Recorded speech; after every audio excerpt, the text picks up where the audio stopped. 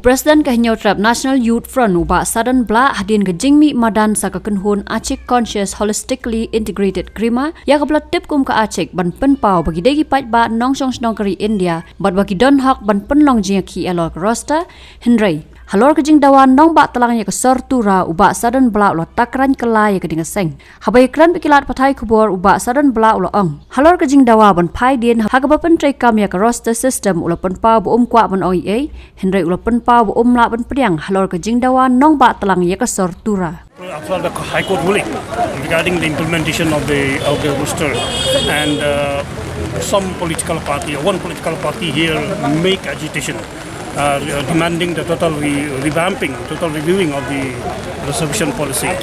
So ACHIK also being Indian citizen, they have every right to make their own claims, be it retrospective implementation of the reservation policy or be it otherwise. They have every right. So I think I will not be in a position to comment anything about their agenda, but being Indian citizen, they have the right. And regarding the demand of the same group for the shifting of winter capital or whatever, seasonal capital to from Shillong to Tura or vice versa, I think this idea is not acceptable. Why? Because Meghalaya is a small state.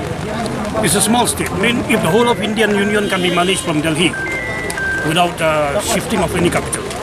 So the agenda I see that pushing for a demand for a separate session, separate governmental function, so to say, from one district to another district is nothing but the only attempt is to further create misunderstanding, further create mistrust among the tribal of Meghalaya.